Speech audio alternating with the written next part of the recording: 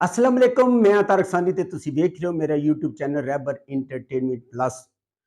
यूसुफ खान दी black and white दौर दी बड़ी ही ज़बरदस्त और बड़ी ही बेहतरीन फिल्म लैके तुहाडी खिदमत विच हाज़र हो रहे हैं कि उस फिल्म का नाम है हाकू। हाकू का जो टाइटल रोल है अदाकार यूसुफ खान ने अदा किया है। 7 फरवरी 1975 बरोज़ जिमा रिलीज़ होने वाली एक black and white Punjabi film Haku. इस फिल्म नूं तस्कीन पिक्चर ने रिलीज़ किया सी। इस फिल्म के अदाकार यूसुफ खान,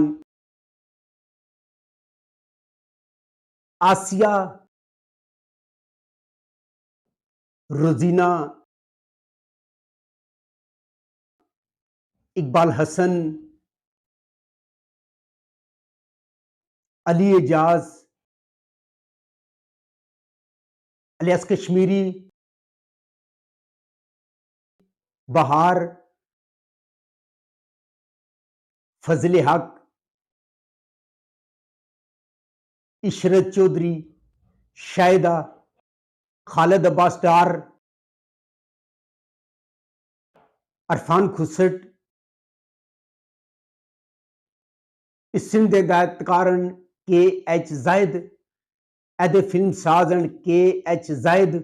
इस फिल्म के शायर वारिस लुधियानवी, गुलकारा नूरजहान, माला, तस्वर खानम, मसूद राना, कैफशां। इस फिल्म का जो सब तो ज्यादा मशहूर और हिट गाना जो उस दौर ही गली गली महल्ले महल्ले बजया है वो सी वोटी बन के मैं सोरे जदू जावांगी, थोड़ा रोवांगी ते बहुता शर्मावांगी। यह अफशा दे बाद ही सी और अपने दौर का सुपर दुपर हिट गाना सी। इस गाने की वजह से यह फिल्म जो हाकू है यह सुपर हिट हुई है। और इस फिल्म के जोड़े बाकी गाने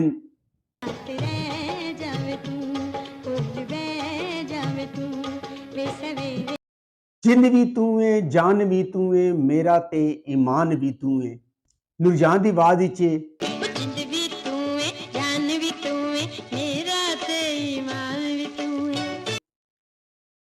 दौलतां दे भुखे ते गरीबां दे वैरियो मसूद राना दी आवाज विच दौलतां दे भुखियो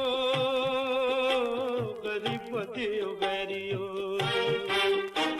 जिन्ने मर्जी जुल्म कमाओ जालमो माला दी आवाज विच जिन्ने मर्जी पे जुल्म कमाओ जालमो जिन्ने।